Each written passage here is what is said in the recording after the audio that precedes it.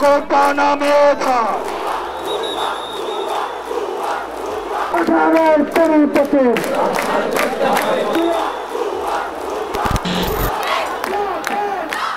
গণ অভ্যুত্থানের সময় সংঘটিত মানবতাবিরোধী অপরাধের একটি মামলার অ্যাপ্রুভার বা রাজসাক্ষী হয়েছেন সাবেক পুলিশ প্রধান চৌধুরী আব্দুল্লাহ আল মামুন। এরপরই টক অব দ্য কান্ট্রি এই রাজসাক্ষী। জনমনে নানা প্রশ্ন, কিভাবে হয় রাজসাক্ষী, কে হয় রাজসাক্ষী, কি ধরনের শর্ত রয়েছে এ প্রক্রিয়ায়, কিংবা একজন আসামি কিভাবে রাজসাক্ষী হন। আজ আমরা এ সবই জানব। প্রিয় দর্শক, এ পর্যায়ে খানিকটা স্মৃতি হাতড়ানো যাক। 2004 সালে মৃত্যুদণ্ড কার্যকর হওয়া কুখ্যাত সন্ত্রাসী এরশাদ শিকদারের দেহরক্ষী নূরে আলম রাজসাক্ষী হয়েছিলেন। এরশাদ শিকদারের সব অপরাধ আদালতে প্রকাশ করেছিলেন তিনি। ব্যবসায়ী আব্দুল আজিজ হত্যা মামলায় রাজসাক্ষী হওয়ায় ওই মামলা থেকে খালাস পান নূরে আলম। এবার আব্দুল্লাহ আল মামুন যে মামলায় রাজসাক্ষী হয়েছেন, ক্ষমতাচ্যুত প্রধানমন্ত্রী হাসিনা সহ ওই মামলার অন্যতম আসামিও সাবেক আইজিপি। ফৌজদারির অপরাধের বিচার হয় ফৌজদারি কার্যবিধি, দণ্ডবিধি সহ অন্যান্য ফৌজদারি বিধান অনুযায়ী। ফৌজদারি কার্যবিধির 337, 338 ও 339 ধারায় রাজসাক্ষী কে হবেন, রাজসাক্ষীকে ক্ষমা করা ও বিচার পদ্ধতির বিষয়ে বর্ণনা করা আছে। রাজসাক্ষী হলো এক ধরনের সাক্ষী, যিনি আসলে মূলত থাকেন আসামি, কিন্তু আসামি থেকে সাক্ষীতে রূপান্তরিত হন। একজন আসামি কি করে সাক্ষী হয়? একজন আসামি তখন সাক্ষী হতে পারে যখন সে নিজে স্বীকার করে যে আমি দোষী এবং আমার সঙ্গে আরও অমুক অমুক অমুক অমুক এই ঘটনায় জড়িত ছিল।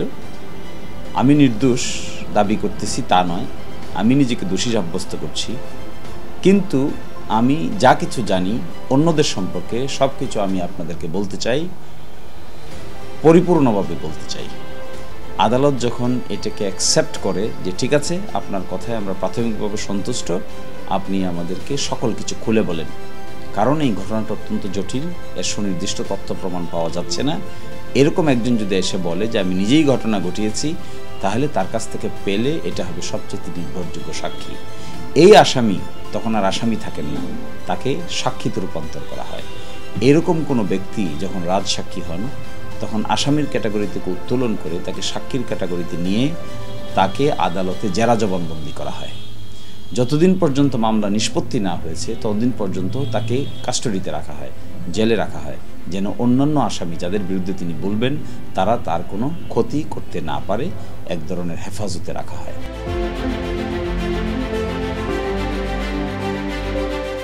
কোনো রাজসাক্ষী যদি নিজের অপরাধ ও অন্যান্য অপরাধীদের ব্যাপারে সত্য গোপন করেন কিংবা মিথ্যা সাক্ষ্য দেন, তাহলে কি হবে? এ ব্যাপারে আইন কি বলছে? আদালতের কাছে যদি মনে হয় যে তিনি সব কিছু খুলে বলেননি, কিংবা অর্ধেক বলেছেন, কিংবা শুরুতে বলতে চাইলেও পরবর্তীতে মাইন্ড চেঞ্জ করে ফেলেছেন, তাহলে তিনি আর সাক্ষী হবেন না, তিনি পরবর্তীতে আবার আসামিতে রূপান্তরিত হবেন। এবং তিনি যখন আদালতের সামনে সাক্ষ্য দিবেন, তখন অন্যান্য আসামির যে আইনজীবী আছে তারা তাকে জেরা করার সুযোগ পাবে। সেই সময় আদালত বিবেচনা করবেন যে এই ব্যক্তি পরিপূর্ণ ডিসক্লোজ করছেন নাকি কিছু লুকাচ্ছেন আর কিছু বলছেন।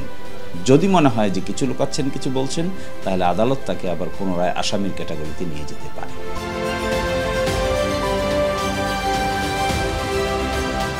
আন্তর্জাতিক অপরাধ আইন 1973-এর 15 ধারায় অ্যাপ্রুভার বিষয়ে বলা আছে। ইতিমধ্যে সাবেক পুলিশ প্রধান চৌধুরী আব্দুল্লাহ আল মামুন অ্যাপ্রুভার বা রাজসাক্ষী হতে রাজি হয়েছেন। আন্তর্জাতিক অপরাধ ট্রাইব্যুনালে তিনি প্রথম আসামি যিনি রাজসাক্ষী হয়েছেন। জনাব আব্দুল্লাহ আল মামুন আমাদের ফৌজদারি কার্যবিধি 337, 338, 339 তিনটা সেকশনকে একসাথে করে ইন্টারন্যাশনাল ক্রাইমস ট্রাইব্যুনাল আইনের 15 নম্বর ধারায় এরকম একটি ধারা সংযোজন করা হয়েছে। সেখানে বলা হয়েছে একই কথা, যদি কোনো ব্যক্তি যা তিনি জানেন সব কিছু ডিসক্লোজ করতে চান, তাহলে তাকে প্রিভি দেওয়া হবে। প্রিভি মানে হলো তাকে সুযোগ সুবিধা দেওয়া হবে, অর্থাৎ তিনি আসামি থাকবেন না, তিনি সাক্ষী হয়ে যাবেন। ইংরেজিতে বলে এটাকে tender of pardon to accomplished.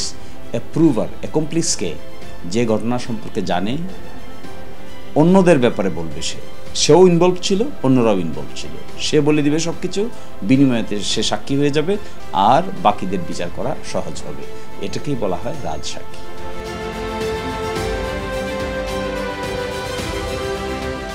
July অভ্যুত্থান দমানোর চেষ্টায় মানবতাবিরোধী অপরাধের মামলায় ৩ আসামি হলেন সাবেক প্রধানমন্ত্রী শেখ হাসিনা, সাবেক স্বরাষ্ট্রমন্ত্রী আসাদুজ্জামান খান কামাল ও সাবেক পুলিশ প্রধান চৌধুরী আব্দুল্লাহ আল মামুন। 10 জুলাই এই ৩ আসামির বিরুদ্ধে আনুষ্ঠানিক অভিযোগ গঠনের আদেশ দেন আন্তর্জাতিক অপরাধ ট্রাইব্যুনাল। তাদের মধ্যে চৌধুরী আব্দুল্লাহ আল মামুন দোষ স্বীকার করে রাজসাক্ষী হওয়ার আবেদন করেন, যা ট্রাইব্যুনাল মঞ্জুর করেন। তৃতীয় আসামি চৌধুরী আব্দুল্লাহ আল মামুন সাহেব গ্রেপ্তার হয়ে আদালতে উপস্থিত ছিলেন। তাকে যখন অভিযোগ পড়ে শোনানো হয় এবং আদালত তাকে জিজ্ঞাসা করেন তিনি তাকে যে অভিযুক্ত করা আছে সেই ব্যাপারে তার বক্তব্য কি, তিনি তার দোষ স্বীকার করেছেন এবং তিনি বলেছেন তিনি একজন সাক্ষী হিসাবে এই যে ঘটনাটি মানবতা বিরোধী অপরাধ 2024-এর জুলাই আগস্টে হয়েছিল সেই অপরাধের সমস্ত কিছু যেহেতু তার জানবার কথা, তিনি সমস্ত তথ্য আদালতকে উদ্ঘাটনের ব্যাপারে সহায়তার মাধ্যমে তিনি অ্যাপ্রুভার হতে চেয়েছেন এবং সেই প্রার্থনাও আদালত মঞ্জুর করেছেন। সুতরাং তিনি পরবর্তীতে এই আদালতের সুবিধাজনক সময়ে তার বক্তব্য উপস্থাপনের মাধ্যমে আদালতকে প্রকৃত ঘটনা এবং অপরাধ কাদের মাধ্যমে কিভাবে সংগঠিত হয়েছিল সেই তথ্য উদ্ঘাটনে সাহায্য করবে। এই ছিল আজকের দিনের প্রসিডিং। তাহলে কি আজকে থেকে চৌধুরী আব্দুল্লাহ আল মামুন সাক্ষী হয়ে গেলেন, সাক্ষী হিসাবে গণ্য হবেন, এটাই আদালত বলেছেন। এবং পরবর্তীতে যে সময় রাজসাক্ষী, এটাকে বাংলায় বললে রাজসাক্ষী, কিন্তু আমাদের আইনে যেটা বলা আছে অ্যাপ্রুভার, সেই হিসাবে তার আবেদন ছিল, সেই হিসাবে তিনি গণ্য হবেন এবং তিনি এখন জেলেই থাকবেন, কিন্তু তাকে তার বক্তব্য গ্রহণের পরে চূড়ান্ত সিদ্ধান্ত আদালত দেবেন। রাজসাক্ষী হওয়ায় চৌধুরী আব্দুল্লাহ আল মামুনের ক্ষমার বিষয়টি বিবেচনা করা হবে বলে লিখিত আদেশ প্রকাশ করেছেন আন্তর্জাতিক অপরাধ ট্রাইব্যুনাল। 12 জুলাই এই আদেশ প্রকাশ করা হয়।